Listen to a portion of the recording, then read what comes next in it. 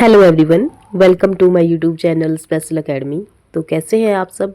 I hope आप सब बढ़िया होंगे। तो देखिए, हम जो हैं तो हिस्ट्री के इम्पॉर्टेंट क्वेश्चन यहाँ पर डिस्कस कर रहे हैं, और जो भी हमारे इम्पॉर्टेंट क्वेश्चन हैं उनको हम यहाँ पर डिस्कस करेंगे जो आपके पेपर के लिहाज से महत्वपूर्ण है। तो चलिए हम शुरू करते हैं अपना पहला प्रश्न। तो देखिए, पहला प्रश्न है यहाँ पर, ज्यामिति और वास्तुकला का प्राचीनतम ग्रंथ कौन सा है? तो देखिए, प्राचीनतम ग्रंथ कौन सा है? तो यहाँ पर दिए गए हैं ऑप्शन, जैसे स्रोत सूत्र, गृह सूत्र, शुल्ब सूत्र या फिर आर्यभट्टियम। तो देखिए, सबसे पहले हम अगर बात करें स्रोत सूत्र की, तो इसमें क्या दिया गया है? ये जो सूत्र है ये यज्ञों और वैदिक अनुष्ठानों से संबंधित है। यज्ञ और वैदिक अनुष्ठान इसमें संबंधित हैं। दूसरा आता है यहाँ पर, एक और आता है धर्मसूत्र। तो धर्मसूत्र तो यहाँ ऑप्शन में नहीं है, लेकिन धर्मसूत्र आता है। तो इस सूत्र, ये जो धर्मसूत्र है, इसमें क्या है? इसमें संस्कृति, कानून और सामाजिक नियमों से ये संबंधित है। कौन? धर्मसूत्र। और एक आता है गृह सूत्र। गृह सूत्र में क्या है? तो ये जो सूत्र है ये घरेलू जीवन, विवाह, संस्कार और दैनिक जीवन से ये संबंधित है। और एक आता है शुल्ब सूत्र। तो शुल्ब सूत्र में क्या है? ये यज्ञशालाओं, वेदियों और अन्य धार्मिक संरचनाओं से ये संबंधित है शुल्ब सूत्र। तो इसमें ये सब बताया गया है। अगर मैं बुक के हिसाब से देखूं जहाँ से मैंने ये क्वेश्चन लिया हुआ है, तो उसमें तो इसका ये आंसर दिया गया है स्रोत सूत्र, कि ज्यामिति और वास्तुकला का प्राचीनतम ग्रंथ कौन सा है? तो स्रोत सूत्र यहाँ पर दिया गया है, क्योंकि इसमें क्या है? यज्ञ और वैदिक अनुष्ठान इसमें संकलित हैं। लेकिन अगर हम गूगल सर्च करते हैं तो ज्यामिति और वास्तुकला का प्राचीनतम ग्रंथ कौन सा है, तो यहाँ पर आंसर जो हमारा आता है वो आता है शुल्ब सूत्र। तो ज्यामिति और वास्तुकला का प्राचीनतम ग्रंथ कौन सा है? तो शुल्ब सूत्र आपको ध्यान रखना है, क्योंकि ये जो ज्यामिति है ये किससे संबंधित है? गणित से संबंधित है। और शुल्ब सूत्र में क्या दिया गया है? इसमें भी देखिए, शुल्ब सूत्र में भी गणित, ज्यामिति, वास्तुकला इसमें बताई गई है। लेकिन अगर हम शुल्ब सूत्र के बारे में थोड़ा सा जानते हैं तो इसमें यज्ञशालाएं, वेदियों और अन्य धार्मिक जो संरचनाएं होती हैं उसमें ये सब संकलित है। इसके अलावा देखिए, योग सूत्र, योग सूत्र भी आता है एक और। तो योग सूत्र में क्या है? देखिए, पतंजलि के योग सूत्र में 196 सूत्रों में ये विभाजित है। योग सूत्र कितने सूत्रों में विभाजित है? योग सूत्र तो 196 सूत्रों में ये विभाजित है, पतंजलि का योग सूत्र। एक और आता है व्याकरण सूत्र। क्या आता है? व्याकरण सूत्र आता है। तो व्याकरण सूत्र में क्या है? ये पाणिनि की अष्टाध्यायी में व्याकरण के लगभग 4000 सूत्र इसमें संकलित हैं। किसके? तो पाणिनि की अष्टाध्यायी के 4000 सूत्र इसमें संकलित हैं।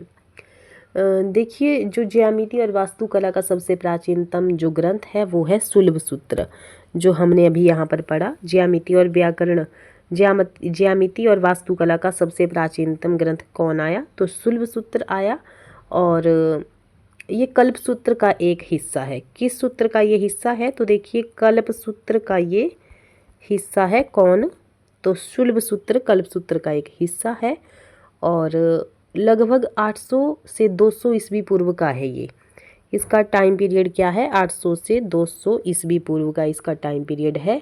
और ये हिंदू धर्म के वेदों से जुड़ा हुआ है। और इसमें जो है तो निर्माण के लिए ज्यामितीय नियम दिए गए हैं, जैसे आयत, वर्ग, वृत्त और अन्य ज्यामितीय आकृतियों को बनाने के लिए गणितीय सिद्धांत इसमें शामिल हैं। किसमें? शुल्ब सूत्र में। बढ़ते हैं नेक्स्ट क्वेश्चन की तरफ। तो नेक्स्ट क्वेश्चन है हमारे पास, जय संहिता किस ग्रंथ का प्राचीनतम नाम है? तो देखिए, जय संहिता के बारे में बताया गया है। तो एक तो ये महाकाव्य है जय संहिता। जय संहिता एक महाकाव्य है। और महाकाव्य है कितने? तो महाकाव्य हैं दो महाकाव्य हैं। एक तो आ गया महाभारत और दूसरा आ गया रामायण। तो दो यहाँ पर महाकाव्य आ गए। लेकिन महाभारत का पुराना नाम क्या है? जय संहिता। इसका पुराना नाम क्या है? जय संहिता इसका पुराना नाम है। किसका? महाभारत का। और ये विश्व का सबसे बड़ा महाकाव्य है। ये व्यास ऋषि द्वारा लिखा गया है। कौन? तो महाकाव्य जो है हमारा महाभारत, जय संहिता किसके द्वारा लिखा गया है? तो व्यास ऋषि, व्यास के द्वारा इसकी रचना की गई है। और इसके मूल पाठ को जय संहिता कहा जाता है, जिसमें जो है तो महाभारत के केवल मूल मंत्रों का उल्लेख था और इसमें 8,800 छंद इसमें शामिल है। जैसे जय संहिता यहाँ पर दिया गया है, तो जय संहिता का अर्थ क्या है? तो देखिए जय का अर्थ क्या है, तो जय का अर्थ है विजय, विजय या जीत। जय संहिता का अर्थ है विजय या जीत। और संहिता, तो संहिता का अर्थ क्या है? तो संहिता का अर्थ है संग्रह करना, संग्रह या संकलन, ये इसका अर्थ है। बढ़ते हैं नेक्स्ट क्वेश्चन की तरफ। नेक्स्ट है, प्राचीनतम बौद्ध ग्रंथ पाली भाषा में है। इन ग्रंथों को अंततः कहाँ और कब संकलित किया गया? तो इन ग्रंथों को कब और कहाँ संकलित किया गया है? तो देखिए यहाँ पर ऑप्शन दिए गए हैं और इसका जो राइट आंसर आएगा यहाँ पर वो आएगा ऑप्शन नंबर यहाँ पर ए। देखिए कहीं पर श्रीलंका के ईस्वी पूर्व, श्रीलंका के ईस्वी पूर्व दूसरी शताब्दी इसका सही आंसर है। और कहीं कहीं पर इसका जो आंसर है वो पहली शताब्दी से लेकर के छठी शताब्दी तक ऐसे करके कुछ दिया हुआ है। तो हम ऑप्शन यहाँ पर ए ही लगाएंगे, श्रीलंका के ईस्वी पूर्व दूसरी शताब्दी में। अगर आपको इसका सही आंसर पता है तो प्लीज़ कमेंट में ज़रूर बताएं कि जो प्राचीनतम बौद्ध ग्रंथ पाली भाषा में है, इन ग्रंथों को अंततः कहाँ और कब संकलित किया गया है। तो हमने तो इसका आंसर लगाया है श्रीलंका के ईस्वी पूर्व दूसरी शताब्दी में। आपको इसका आंसर क्या पता है ज़रूर करके कमेंट बॉक्स में बताएं। और देखिए जो विनय, एक तो आता है इनका, ये तो है 3 पिटक हैं यहाँ पर। प्राचीनतम बौद्ध ग्रंथ पाली भाषा में लिखा गया है, ये त्रिपिटक है, ये त्रिपिटक है और जो 3 भागों में विभाजित है। एक तो आता है विनय पिटक, सूत्र पिटक और अभिधम पिटक। और इनके अंतिम संकलन और संग्रह श्रीलंका के प्रथम से तीसरी शताब्दी ईस्वी पूर्व के बीच में ये हुआ है। पहली से तीसरी शताब्दी ईस्वी पूर्व यहाँ पर दिया गया है। और देखिए विनय पिटक में क्या है, तो देखिए विनय पिटक में क्या है, बौद्ध भिक्षुओं के नियम इसमें दिए गए हैं। किसमें? तो विनय पिटक में बौद्ध धर्म के, बौद्ध भिक्षुओं के नियम यहाँ पर दिए गए हैं। दूसरा आता है सुत्त पिटक। तो सुत्त पिटक में क्या दिया गया है, इसमें भगवान बुद्ध के प्रवचन और शिक्षाएं और सूत्र इसमें शामिल हैं। और एक आता है विनय पिटक। तो विनय पिटक में क्या आता है, तो इसमें बौद्ध धर्म के दर्शन और मनोविज्ञान का इसमें विवरण है। तो बढ़ते हैं हम नेक्स्ट क्वेश्चन की तरफ। नेक्स्ट है, जैन ग्रंथों की रचना प्राकृत भाषा में हुई थी। गुजरात के वल्लभी नगर में इन्हें किस शताब्दी में अंतिम रूप देकर संकलित किया गया? तो देखिए कौन सी शताब्दी में अंतिम रूप देकर इसको संकलित किया गया, किसको? जैन ग्रंथों को। तो इसका जो सही आंसर आएगा वो आएगा ऑप्शन नंबर यहाँ पर डी, ईस्वी सन की 6ठी सदी में। कौन सी सदी में? तो 6ठी सदी में। नेक्स्ट क्वेश्चन है, धर्मशास्त्रों में सबसे प्राचीन मनुस्मृति है, इसकी रचना कब हुई? तो सबसे प्राचीन क्या है, तो मनुस्मृति है। इसकी रचना कब हुई है? तो देखिए ऑप्शन यहाँ पर दिए गए हैं और इसका जो राइट आंसर आएगा वो आएगा 200 ईस्वी पूर्व और 200 ईस्वी के बीच। देखिए ये जो मनुस्मृति है ये एक हिंदू धर्मशास्त्र है। कैसा है? तो ये एक हिंदू धर्मशास्त्र है और जो मानव जीवन के विभिन्न पहलुओं जैसे कि कर्तव्य, आचार, गुण, नियम और अधिकार के बारे में ये बताता है। इसका जो संकलन है वो 200 ईस्वी पूर्व से 200 ईस्वी के बीच हुआ है। और मनुस्मृति के जो रचयिता हैं वो ऋषि मनु है। कौन है? ऋषि मनु इसके रचयिता हैं। बढ़ते हैं नेक्स्ट क्वेश्चन की तरफ। नेक्स्ट है, बुद्ध के उपदेश किसमें संकलित हैं? बुद्ध के उपदेश किसमें संकलित हैं? तो देखिए सबसे पहले बात करते हैं हम विनय पिटक की। तो विनय पिटक में क्या है, पहले भी हमने ये डिस्कस किया, बौद्ध भिक्षुओं के इसमें नियम दिए गए हैं। और ये एक बौद्ध ग्रंथ है जिसमें भिक्षुओं और भिक्षुणियों के लिए मठवासी नियमों का यहाँ पर संग्रह है। इसमें जो है तो बुद्ध के द्वारा बनाए गए नियमों और अनुशासन के सिद्धांत को इसमें शामिल किया गया है। दूसरा आता है सुत्त पिटक। तो सुत्त पिटक में क्या है, इसमें जो है तो बुद्ध के प्रवचन, शिक्षाएं और संवादों का इसमें संग्रह है। क्या है इसमें? एक तो बुद्ध के प्रवचन है, शिक्षाएं हैं और ये सब इसमें शामिल किया गया है। और एक आता है अभिधम पिटक। तो अभिधम पिटक में क्या है, ये त्रिपिटक का तीसरा और अंतिम भाग है।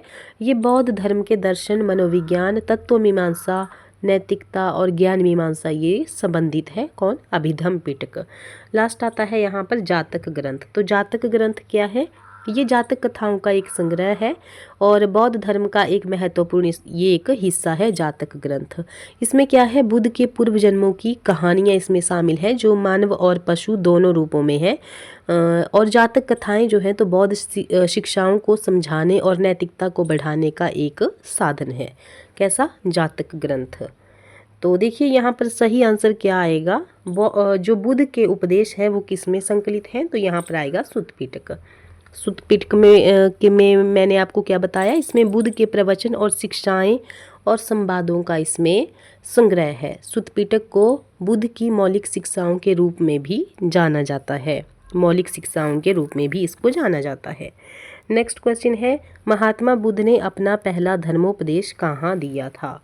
महात्मा बुद्ध के द्वारा अपना पहला धर्मोपदेश कहाँ दिया गया था? तो देखिए ऑप्शन यहाँ पर दिए गए हैं, राजगृह, बोधगया, सारनाथ या फिर कपिलवस्तु। तो महात्मा बुद्ध ने अपना पहला धर्मोपदेश दिया था सारनाथ में। ऑप्शन यहाँ पर सी यहाँ पर सही हो जाएगा।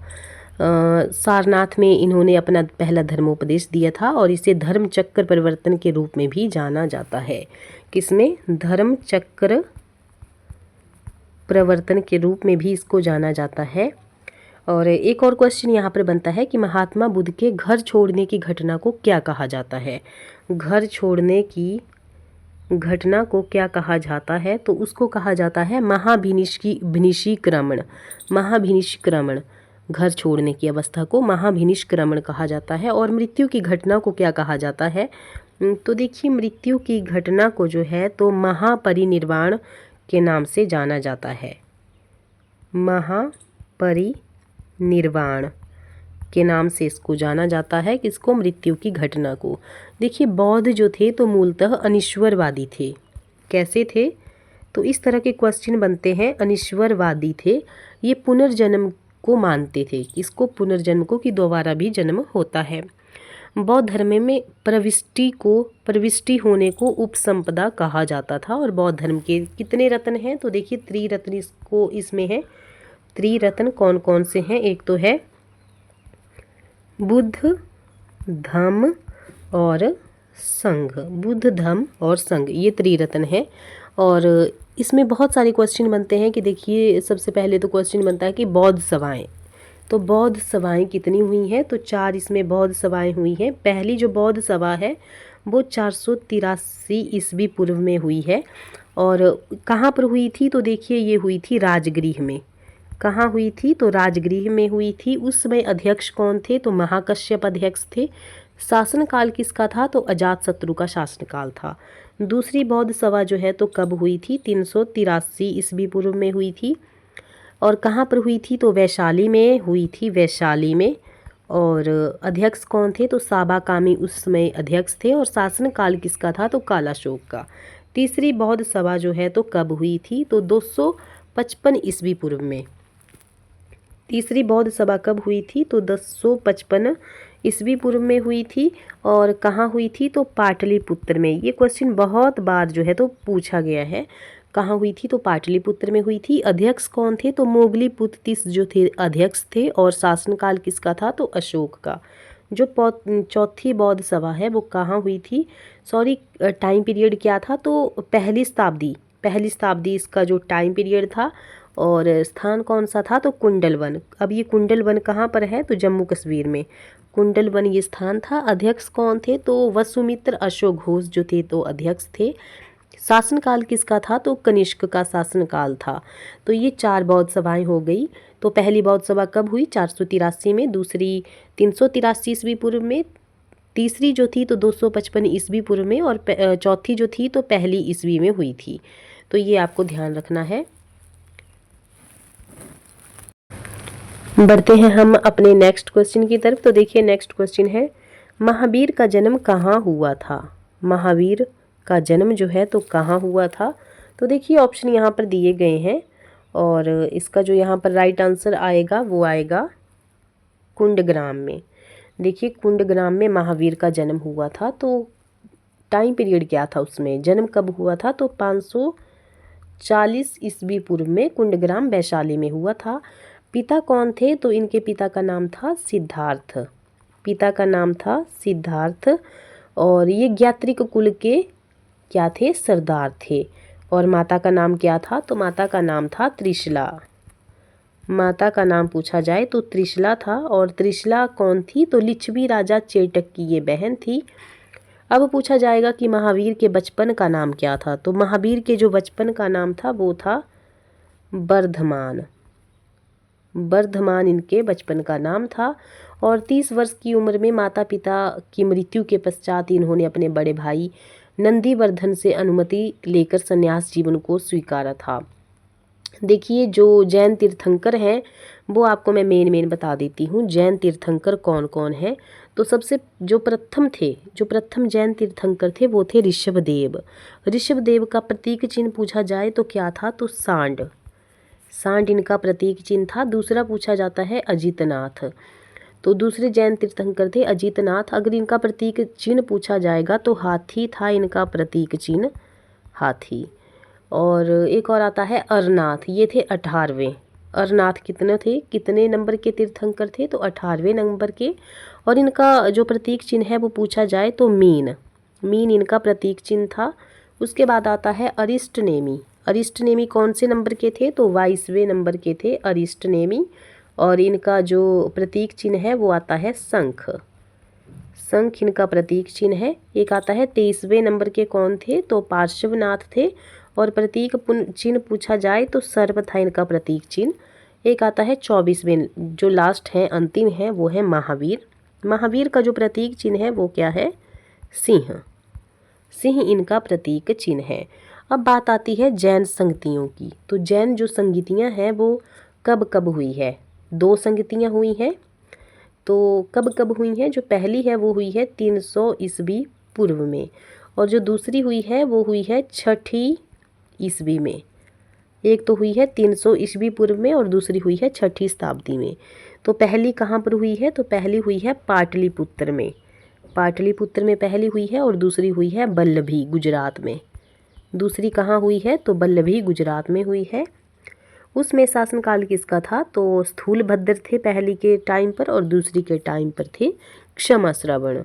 और देखिए एक और क्वेश्चन आता है कि त्रिरत्न के अनुशीलन में 5 महाव्रतों का पालन क्या, मतलब वो 5 महाव्रत कौन कौन से हैं? तो एक तो आता है अहिंसा, एक आ गया हमारा अहिंसा। दूसरा आता है सत्यवचन। तीसरा आता है अस्तेय। और चौथा आता है अपरिग्रह। और 5वां आता है ब्रह्मचर्य। ये जो थे तो 5 क्या थे? तो महाव्रत थे। त्रिरत्न के अनुशीलन में 5 महाव्रतों का पालन अनिवार्य है। वो 5 महाव्रत ये थे: अहिंसा, सत्यवचन, अस्तेय, अपरिग्रह और ब्रह्मचर्य। बढ़ते हैं नेक्स्ट क्वेश्चन की तरफ। नेक्स्ट है महात्मा बुद्ध को निर्वाण की प्राप्ति कहाँ हुई थी? महात्मा बुद्ध को निर्वाण की प्राप्ति कहाँ हुई थी? तो ये हुई थी इनको कुशीनारा में। ऑप्शन यहाँ पर बी सही हो जाएगा। देखिए 80 वर्ष की अवस्था में 483 ईस्वी पूर्व में 483 ईस्वी पूर्व में कुशीनारा कहाँ पर है? तो देवरिया, उत्तर प्रदेश में है कुशीनारा, ठीक है। और भोज किसके द्वारा, मतलब इसको जो है तो चुंद, एक व्यक्ति का नाम है चुंद, उनके द्वारा इनको भोजन अर्पित किया गया था। और भोजन अर्पित करने के बाद ही इनकी मृत्यु हो गई थी। और मृत्यु की घटना को क्या कहा जाता है? तो महापरिनिर्वाण इनको कहा जाता है। 80 वर्ष की अवस्था थी महात्मा बुद्ध की और चुंद द्वारा भोजन अर्पित करने के बाद ही इनकी मृत्यु हो गई थी। और जिसे जो है तो बौद्ध धर्म में महापरिनिर्वाण कहा जाता है। नेक्स्ट क्वेश्चन है ऐसी मान्यता है कि जैनों के मूल आगम में थे। मूल आगम कितने थे? तो ऑप्शन यहाँ पर सी सही हो जाएगा, 12। तो ये थे हमारे कुछ इंपॉर्टेंट क्वेश्चन। तो स्टूडेंट्स वीडियो आपको कैसी लगी कमेंट बॉक्स में ज़रूर बताएं। मिलते हैं नेक्स्ट वीडियो में। Thank you.